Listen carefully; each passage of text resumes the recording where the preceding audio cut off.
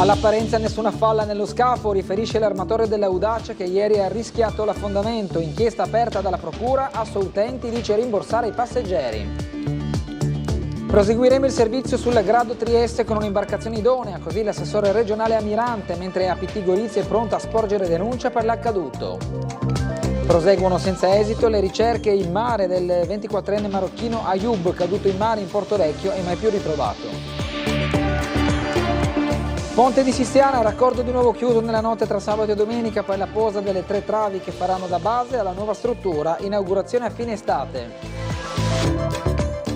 Trattativa serrata fra sindacati degli operai ex Parcili ed MSC per gli stipendi e gli indennizi, si va verso una soluzione. Svolta green per il Trieste Airport che presenta i nuovi pannelli fotovoltaici e i mezzi elettrici operativi nello scalo di Ronchi dei Legionari. La pallacanestro Trieste vola in Serie 1, stasera alle 21:10 e domani alle 13:50 lo speciale promozione con la festa, i cori e i festeggiamenti anche all'interno dello spogliatoio. Buonasera, bentrovati all'edizione serale del telegiornale di Tele4. Apparentemente nessuna falla sullo scafo. Così l'armatore della motonave Audace, Pier Filippo Vidali, il giorno dopo l'incidente, 5 miglia a largo di Grado, in cui l'imbarcazione ha rischiato l'affondamento con a bordo 81 passeggeri, tratti poi tutti in salvo. Intanto Assoutenti ha diramato una nota in cui chiede all'APT di Gorizia l'apertura di un tavolo per i risarcimenti a favore dei passeggeri. Servizio di Marco Stabile. Dopo il rischio affondamento 5 miglia a largo di Grado, la paura e lo shock per gli 81 passeggeri più membri dell'equipaggio, tutti tratti in salvo, oggi è il momento dell'analisi dell'accaduto alla motonave Audace, l'imbarcazione armata dal veneziano Pier Filippo Vidali che garantiva il collegamento Grado-Trieste per conto di APT Gorizia dal tardo pomeriggio di ieri trainata a Porto Nogaro in un apposito bacino. L'imbarcazione è sotto sequestro giudiziario per gli accertamenti del caso. Il PM di turno De Bortoli ha già aperto un fascicolo, ma le prime foto scattate alla chiglia dello scafo non sembrano evidenziare falle evidenti. Io chiaramente sono andato là sul posto, volevo ribadire che la barca è arrivata in cantiere con i motori accesi, non è più che altro ribadire, nel senso quello che ho visto. Da un primo esame non capisco, poi chiaramente dall'esterno, sai, da distante è difficile fare un'analisi. Bisogna che i tecnici facciano le loro verifiche. Da un primo esame non sembra che ci siano all'apparenza falle. L'armatore ha ribadito a più riprese che l'Audace, pur avendo la prua molto appesantita dalla presenza di acqua, è arrivata in porto trainata con rimorchiatore e con i motori diesel in funzione. Si era allagato il gavone di prua completamente. Chiaramente è strano perché quando c'è un buco è evidente, no? Entra da lì, quindi a posto. Quando invece hai tutto un gavone pieno di acqua e poi tirano sulla barca e di acqua non ne esce, cioè vuol dire che come è entrata dovrebbe uscire, no? Invece non è uscito niente. Intanto sul caso interviene Assoutenti che chiede risarcimenti in favore dei passeggeri coinvolti. Si tratta di un incidente grave che avrebbe potuto avere conseguenze ben più tragiche, spiega il presidente Gabriele Melluso. In attesa che siano accertate le cause che hanno determinato l'episodio, è evidente che gli 81 passeggeri coinvolti debbano essere risarciti per i danni morali e materiali subiti e per il pericolo che hanno corso sul fronte della sicurezza e della propria incolumità. Chiesto alla PT di Gorizia di aprire un tavolo di confronto con Assoutenti volto alla definizione di indennizzi automatici in favore dei viaggiatori presenti sulla motonave Audace. L'Associazione dei Consumatori ha offerto assistenza legale a tutti i passeggeri coinvolti tramite un'area dedicata sul proprio sito web. Il presidente Caterina Belletti e il direttore generale Luca Di Benedetto formalizzeranno nei tempi brevi denuncia all'autorità giudiziaria competente per avere piena contezza della natura del sinistro, tenuto conto che a una prima analisi effettuata sullo scafo non emergono squarci compatibili con la sommersione. È quanto scrive APT SPA Gorizia integrando una nota diffusa a seguito delle prime verifiche sulla motonave Audace che ieri mattina ha lanciato l'SOS per rischio affondamento mentre navigava al largo di Grado. A bordo c'erano 85 persone, 81 passeggeri e 4 membri dell'equipaggio, tutte portate in salvo. La motonave è stata poi rimorchiata al porto di San Giorgio di Nogaro per le prime verifiche ispettive.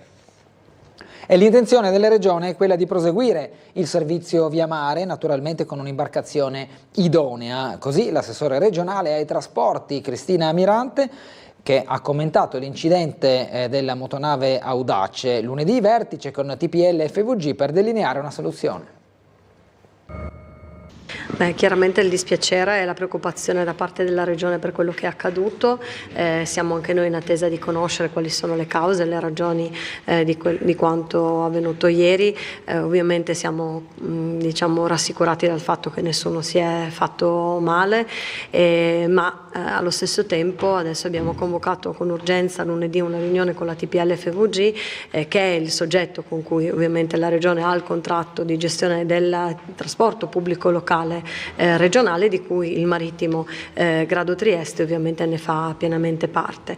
È ovvio che quello che noi intendiamo fare è cercare di ripristinarlo con un'imbarcazione idonea, quindi quello che chiediamo ovviamente alla TPL è di capire quale strategia intende porre in essere. Nel frattempo il servizio è garantito tramite autobus, ma chiaramente insomma la volontà di spingere verso il trasporto marittimo è della Regione, così come dello Stato, che finanzia addirittura l'acquisto di ulteriori 2 barche in prospettiva e in futuro. Il trasferimento di 3 milioni è appena avvenuto, questo perché alleggerisce in maniera importante durante il periodo estivo quello che è il traffico già molto intenso sulle strade della Regione, ovviamente di tutta l'Italia, però è chiaro che va fatto avendo certezza di quello che è successo da un lato e di avere una barca idonea per poterlo svolgere nel proseguio. Sono riprese questa mattina le ricerche del 24enne di origini marocchine Ayoub, che nella notte tra il 10 e l'11 giugno si è tuffato nelle acque di Trieste tra il molo terzo e quarto senza riemergere. Secondo quanto ha reso noto la Capitaneria di Porto, che coordina le operazioni, le ricerche di superficie al momento non hanno dato esito positivo. Si proseguirà fino al tramonto, poi si valuterà come procedere nei prossimi giorni. Nessun segno finora del giovane, che si è lanciato in mare a pochi passi dalla riva, ripreso anche dalle telecamere della zona. Si trovava con alcuni amici in quel punto dell'area del Porto Vecchio, anche con una ragazza che aveva subito chiamato i soccorsi. Da allora è stato cercato soprattutto in quel bacino tra i 2 moli, ricerche tuttora senza esito. È scomparso ieri verso le 18 a Borgo San Sergio il signor Bruno, piccolo di statura, circa 1,60 m, indossa pantaloni tuta blu, maglietta blu, giubbotto blu e pantofole. Chiunque lo vedesse è pregato di contattare diversi numeri di telefono che trovate via social. L'appello lanciato dal figlio Michele Makarovic, che ha questa mattina, giovedì 13 giugno, denunciato la scomparsa. L'anziano, affetto da demenza senile e con problemi di deambulazione, si è allontanato dalla casa di riposo Santa Chiara, sita in via Mauvaz numero 13 a Borgo San Sergio, intorno alle 18 di mercoledì, facendo poi perdere le proprie tracce. Il vescovo di Trieste Enrico Trevisi è intervenuto con una lettera aperta sul dibattito cittadino in corso sul trasferimento dei migranti dal Silos all'ostello scout di Camposacro. Vediamo. La chiusura del Silos è stata da tutti auspicata. Chi l'ha visto sa di un ambiente indegno, sporco, foriero di infezioni e malattie, un pericolo per i migranti e per l'intera città. Non è degno per chi per mesi vi stazionava in attesa di essere alloggiato in una struttura per richiedenti asilo, come previsto dalla legge. Non è degno per una città bella come Trieste, con la sua storia di tante ferite a cui non bisogna aggiungerne altre. Questo è il messaggio lanciato oggi dal vescovo di Trieste Enrico Trevisi in una lettera aperta. I trasferimenti in strutture di altre città e regioni sono sempre stati fatti, ma in modo insufficiente, e per questo, aggiunge, diversi giovani erano costretti ad attendere lungamente al Silos. Io non ho l'ambizione di avere la soluzione facile per problemi complicati, dico che sono contento che i giovani che sono al Silos siano trasferiti in strutture di accoglienza dove, come prevede la legge italiana, potranno avere un letto, servizi igienici e una prima, sebbene talvolta insufficiente, accoglienza, in attesa che siano valutate le posizioni di ciascuno. La struttura di Camposacro, aggiunge il vescovo, non è ancora pronta. Auspico che lo sia il più presto. Le autorità si sono impegnate in questo. Non spetta a me dire quale struttura vada adibita all'accoglienza o le mie opinioni, ma non è di mia competenza decidere se aprire Camposacro o Via Gioia. Io penso, dice ancora il vescovo Trevisi, che il bene delle persone deve essere il criterio fondante di ogni intervento. Dopo l'abbattimento del ponte autostradale di Sistiana, a metà aprile, nel prossimo fine settimana sono in programma nuove chiusure al traffico del raccordo, in particolare nella notte tra sabato e domenica, per collocare le basi della nuova struttura. Vediamo di più nel servizio. Dopo l'abbattimento del ponte autostradale di Sistiana lo scorso 14 aprile, nel prossimo weekend torna la chiusura al traffico del raccordo autostradale per consentire la posa di 3 travi per la realizzazione del nuovo cavalcavia. Considerati forti disagi al traffico nel fine settimana dell'abbattimento, è stato predisposto da Friuli Venezia Giulia Strade, insieme a Regione, Prefettura e Autostrade, un piano di viabilità per ridurre al minimo i disagi. Già dalle 14 di sabato si viaggerà su una sola corsia lungo il raccordo, che sarà poi completamente chiuso al traffico dalle 20 di sabato alle 6 di domenica mattina nel tratto in direzione Venezia tra Prosecco e Duino e nel senso opposto dallo svincolo di Sistiana fino a Prosecco. I lavori si svolgeranno durante l'orario notturno, quindi con una chiusura molto ridotta che verrà anticipata e posticipata da un restringimento di corsia, quindi si viaggerà inizialmente e anche dopo il cantiere, quindi fino a mezzogiorno della domenica con una corsia sola per senso di marcia, mentre durante la notte ci sarà proprio la totale chiusura con deviazione del traffico. Ormai non recuperabile, il vecchio impalcato sarà dunque sostituito da una struttura più leggera del 25% attraverso una tecnologia che ne allunga la resistenza e la durata. L'imponente autogru che svolgerà il lavoro necessita di un lungo posizionamento che può richiedere anche 4 ore. La necessità è quella di posare le grandi travate, insomma, che vanno a sostituire il precedente viadotto, alle quali seguiranno altre 3 chiusure durante l'estate, sempre con la stessa modalità, per andare a posare gli altri elementi fino a creare il pacchetto stradale ex novo e poi per le fasi di collaudo necessarie, la prova di carico che ovviamente va fatta in totale sicurezza in assenza di traffico. Quindi alla fine dell'estate vedremo la conclusione di questo cantiere. Ancora una fumata nera nella vertenza Varzila, ma i sindacati guardano con ottimismo il prossimo incontro del 21 giugno, nel quale ci sarà la definizione del tema degli stipendi e gli incentivi per i lavoratori. Ancora Laura Buccarella.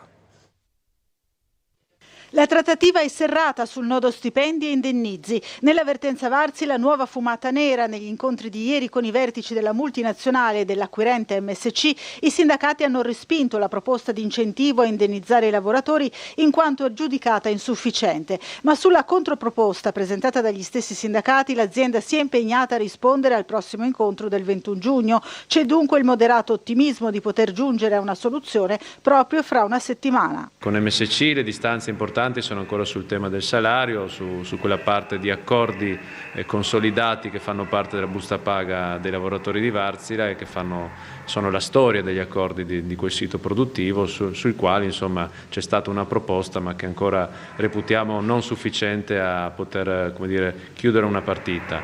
Dall'altra parte a Varzila avevamo chiesto di mettere mano degli incentivi perché insomma i lavoratori che transiteranno in MSC, magari anche qualche lavoratore che dovesse scegliere percorsi diversi, insomma dovranno transare sul proprio passato. Varzila ieri si è presentata con un'offerta talmente bassa insomma che non è potuta essere stata presa in considerazione. C'è un piano industriale, c'è l'assorbimento di tutti i lavoratori, quindi su questo sicuramente non abbiamo niente da ridire. È chiaro che per storia anche della grandi motori in poi, da fabbrica macchine eccetera, c'è quindi i lavoratori, le loro storie giustamente secondo noi deve essere avvalorata in qualche maniera. È una fase comunque impegnativa in cui giustamente si mette tutto in campo, c'è una certa discussione però ritengo che le parti stiano andando verso una soluzione condivisa. Questa sera su Tele4 serata tutta dedicata alla promozione in Serie A1 della Pallacanestro Trieste. Alle 21:10 lo speciale con immagini e interviste della festa al Pala Trieste, a seguire gara 4 fra i biancorossi e l'Acqua San Bernardo Cantù. Lo speciale andrà in replica anche domani alle 13:50. Noi ci fermiamo ora per una breve pausa pubblicitaria, ritorneremo tra poco facendovi vedere proprio la festa per la promozione ottenuta dalla Pallacanestro Trieste. Ci vediamo tra poco.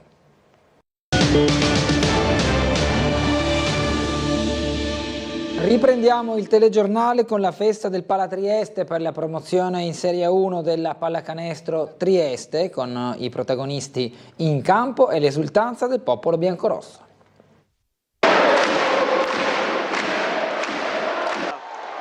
E questi sono momenti in cui ad ogni giocatore passa davanti agli occhi l'intera carriera, come se fosse un film.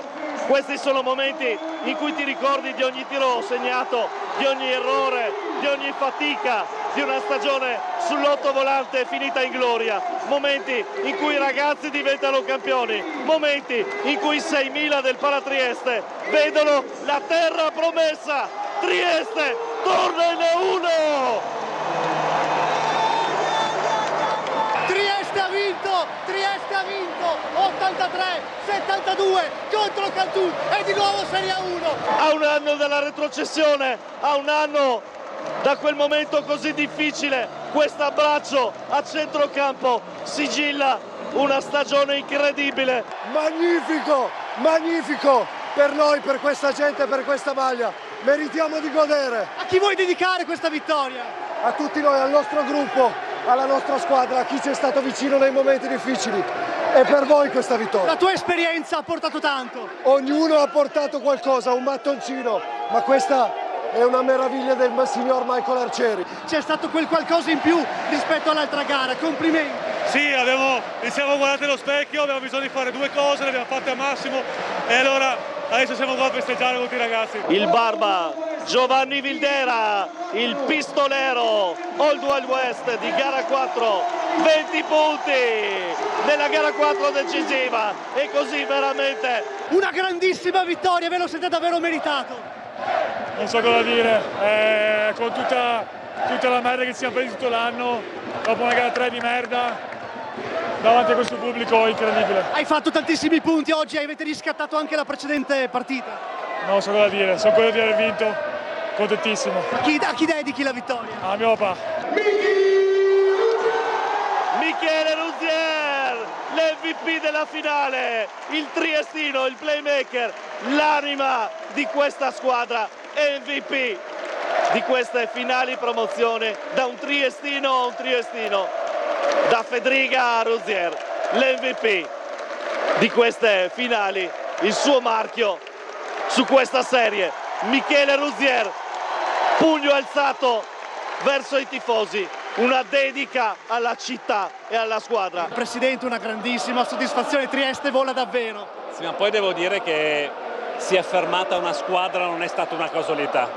Si è vista nei playoff, si è visto col Cantù, una squadra che ha saputo trovarsi, gestire e risultare decisamente superiore alle concorrenti. E di nuovo Serie 1, un grandissimo risultato anche per la regione obiettivamente. E adesso la sfida al prossimo anno, sono orgoglioso ovviamente che da quest'anno la regione è sponsor di Basket Trieste, continueremo questa avventura insieme anche il prossimo anno in A1. La Coppa al cielo, l'abbraccio dei tifosi e lo spumante a fiumi negli spogliatoi, gli altri momenti della festa, promozione ieri al Palatrieste. Che tutti sognavamo, è il momento della consegna del trofeo e del ritorno in A1. Trieste torna nella massima serie, nell'urlo del Palatrieste.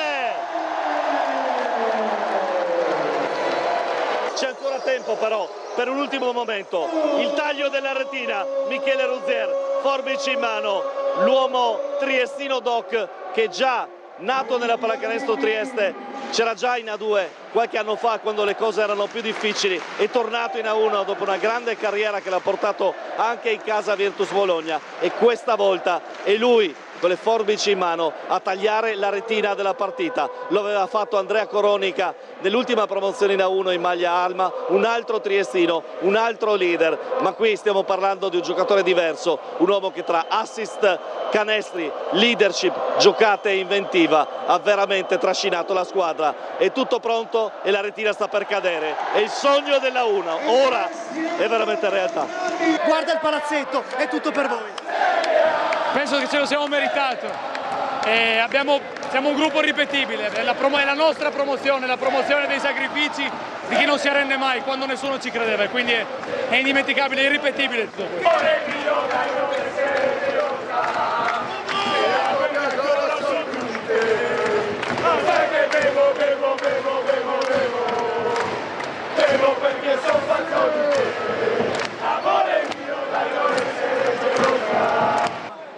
inspiegabile, ragazzi, non ci rendiamo conto di quello che è appena successo. Vincere in casa con questo pubblico davanti alla nostra città è una cosa inspiegabile. Veramente l'ultima volta che era successo era più di 20 anni fa. Vincere in casa così è indescrivibile, ci renderemo conto appena tra qualche mese. Michele, Posso così? devi fare così. MVP, una partita oggi totalmente in controllo, non avete sbagliato nulla, in vantaggio su tutti i quarti, alla fine di tutti i quarti.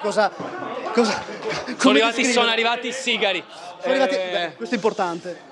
No, partita super da parte di tutti, veramente un'intensità in difesa, rimbalzo pazzesca. Contenti, molto contenti.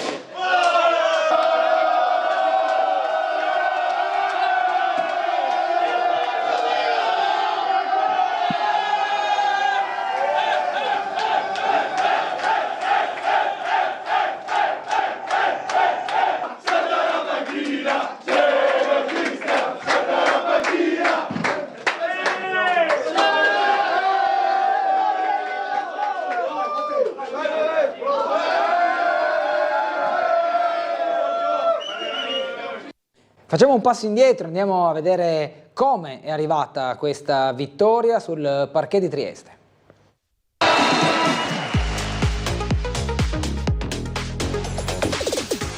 Ruzier, l'uscita di Reyes che riceve, fronteggia Young, su di lui si prende il tiro da 3 punti, Reyes che apre così le marcature di Trieste. In anticipo Valdirossi cercato e trovato su Vildera, svitamento, tiro, la perfezione tecnica, si prende le vie centrali, poi va ancora da Ruzier, 5 secondi, deve tirare a questo punto, vede Vildera, schiacciata, Biman e sguardo verso la curva nord, riceve lui contro Nikolic, avversario difficile, ottimo marcatore, ottimo difensore. Reyes però va contro Young, dentro, rovesciato per Brooks che va a canestro. Grande spazio per il tiro, Nikolic dall'altra parte batte Reyes fino in fondo, appoggiata Ruzier,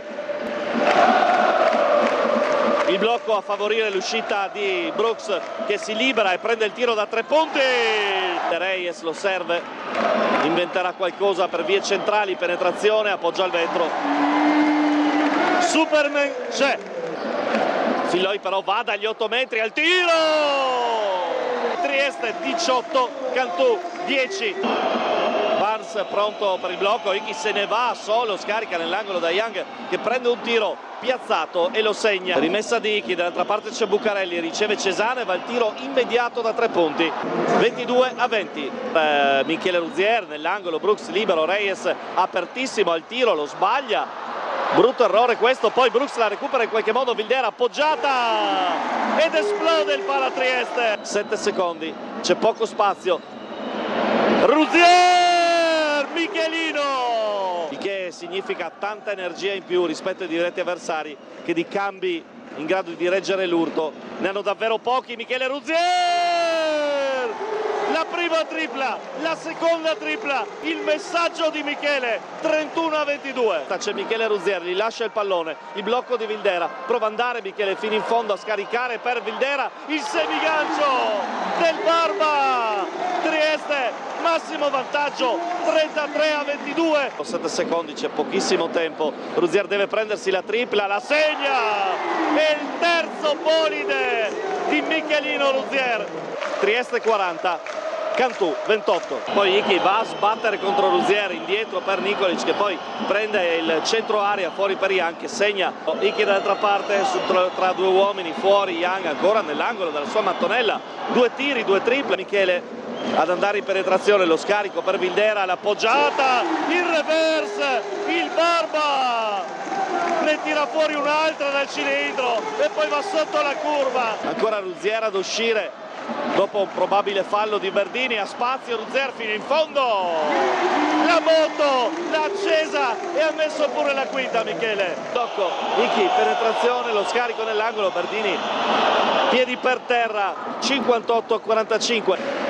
Riceve Ferrero nell'angolo, Brooks che va fino in fondo, scarica per Candussi che trova lo spazio, velo di Candussi che poi se ne va impitturato, Filoi fuori, Candussi ha spazio per la tripla, il baffo di Romance. 30-51, più 19 Trieste. Pallimano per Bucarelli che cerca Young, persa. E questi sono momenti in cui ad ogni giocatore passa davanti agli occhi l'intera carriera, come se fosse un film. Questi sono momenti in cui ti ricordi di ogni tiro segnato, di ogni errore, di ogni fatica, di una stagione sull'ottovolante finita in gloria. Momenti in cui i ragazzi diventano campioni, momenti in cui i 6.000 del Palatrieste vedono la terra promessa. Trieste torna in A1!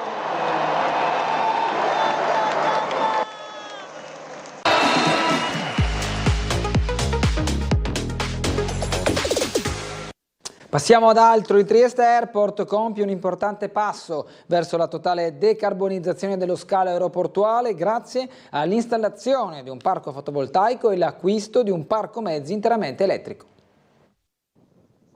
Il nuovo impianto fotovoltaico ultimato lo scorso marzo e il nuovo parco mezzi elettrici del Trieste Airport rappresentano un passo importante per la svolta green dello scalo aeroportuale del Friuli Venezia Giulia. L'obiettivo della società di gestione è quello di arrivare alle zero emissioni di CO2 entro il 2027, possibile grazie ad investimenti mirati come quelli presentati oggi e già operativi. Saremo il primo aeroporto italiano a raggiungere la net zero nel 2027, quindi mezzi elettrici, pannelli fotovoltaici e poi naturalmente non dimentichiamoci i collegamenti con i mezzi pubblici per l'aeroporto, che anche questi danno un contributo significativo alla riduzione dell'impatto ambientale. Per raggiungere la completa decarbonizzazione, oltre al nuovo impianto fotovoltaico integrato con batterie e alla sostituzione dei mezzi operativi in elettrici, Aeroporto Friuli Venezia Giulia ha inoltre programmato nell'ambito del piano quadriennale degli interventi 2024-2027 approvato dall'Ente Nazionale Aviazione Civile, investimenti per la riduzione della dispersione energetica dell'aerostazione, installazione di nuove unità di trattamento dell'aria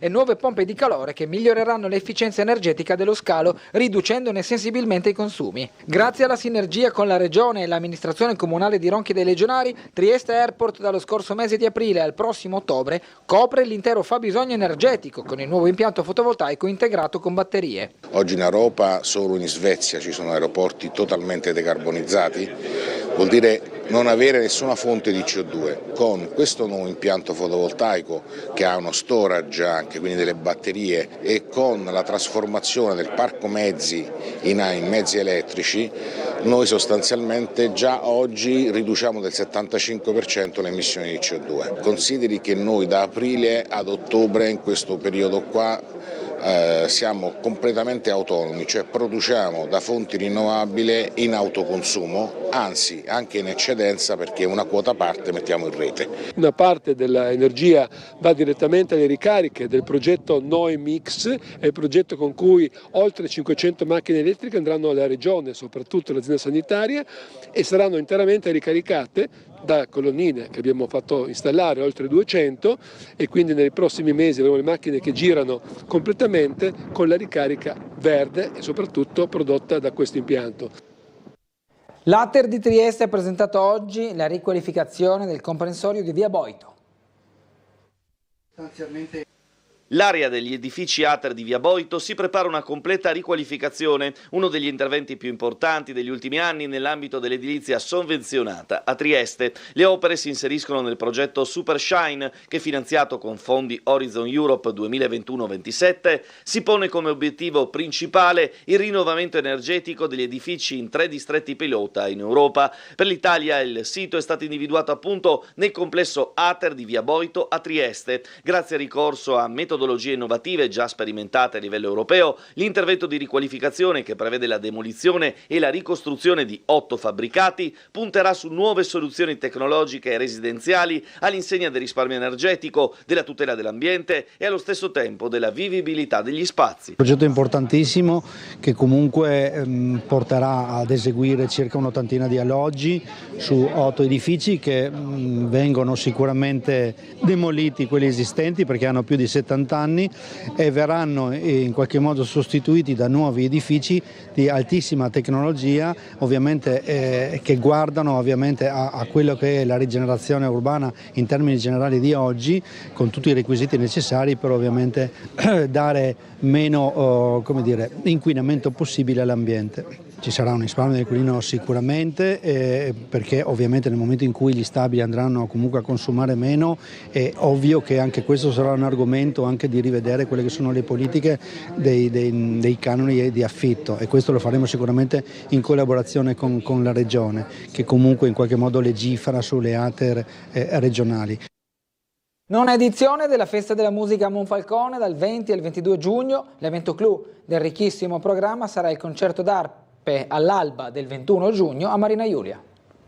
Non c'è posto più sicuro di quegli occhi da bambino, perché la parola casa rima con il tuo respiro. Sulle note di Facciamo finta di Rachele Gagliotto, giovane artista monfalconese che sta emergendo nel panorama nazionale, si è aperta la conferenza stampa della Festa della Musica 2024 a Monfalcone. È un programma ricchissimo. Se volete ovviamente seguire tutto il nostro programma punto per punto, giorno per giorno, ricordo dal 20 al 22 di giugno, potete andare tranquillamente sulla pagina Facebook Monfalcone 20 o su Instagram e lì troverete tutto il programma. L'evento, promosso dall'amministrazione comunale, giunge quest'anno alla sua nona edizione in città e propone un ricco calendario di concerti e esibizioni gratuite che coinvolgeranno associazioni musicali, gruppi, musicisti e cantanti con lo slogan La prima orchestra siamo noi, dedicata alle bande musicali. E a questa nona edizione monfalconese della Festa della Musica, un'edizione importantissima perché voglio ricordare che in tutta Italia è seguita da 456 città e quasi da 15.500 partecipanti, quindi ovviamente è una festa che Monfalcone ha voluto sempre negli ultimi 9 anni fare sua. Noi partiamo il giorno 20 proprio con un coro con gli Over 12 dedicato ai bambini, la sera alle 20:30, abbiamo 5 location dove svilupperemo la festa, di modo che sia una festa non solamente del centro di Monfalcone. Il 21 giugno, giornata ufficiale della festa, si aprirà come ormai tradizione col concerto del solstizio alle 4 del mattino sulla spiaggia di Marina Iulia. È una festa che tradizionalmente porta molta attenzione su Monfalcone e diventa una grande opportunità anche per le nostre microimprese che voglio qui dire e ringraziare, ci aiutano sempre arredando le loro vetrine a tema seguendo le nostre feste. Questo era l'ultimo servizio del nostro telegiornale, rimanete con noi, tra poco saremo in compagnia di Marco Gombacci, giornalista e direttore The European Post, nonché anche docente all'Università Europea di Valencia. Tra poco.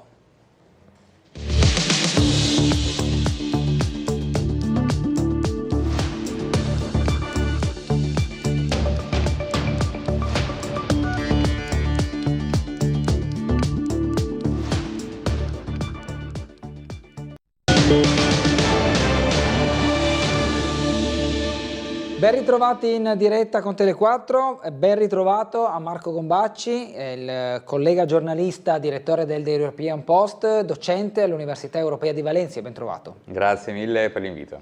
Dunque, voto delle europee, torniamo su quell'argomento, lo scenario che si presenta oggi, che cosa ci racconta? Ci racconta innanzitutto dei partiti tradizionali che stanno cercando di ricreare o di riformare una determinata maggioranza che abbiamo visto anche negli ultimi 5 anni, per cui una maggioranza Partito Popolare Europeo, Partito Socialista e Liberali.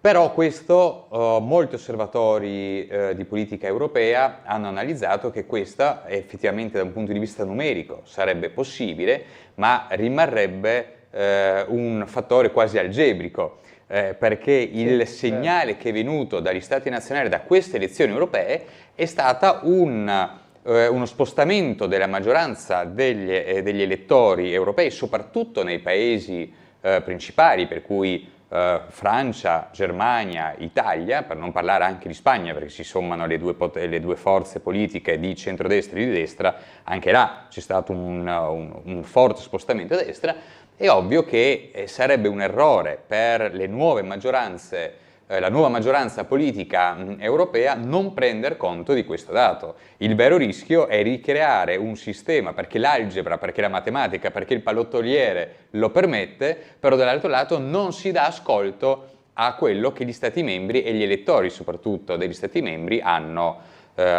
dato. E permettimi anche un'altra riflessione, adesso si sta facendo Partito Popolare, Partito Socialista e i Liberali, sembra che sia la maggioranza che potrebbe essere la futura maggioranza anche per i prossimi anni al Parlamento europeo, ma si parla anche di far entrare i Verdi all'interno di questa maggioranza, una possibilità di far entrare i Verdi.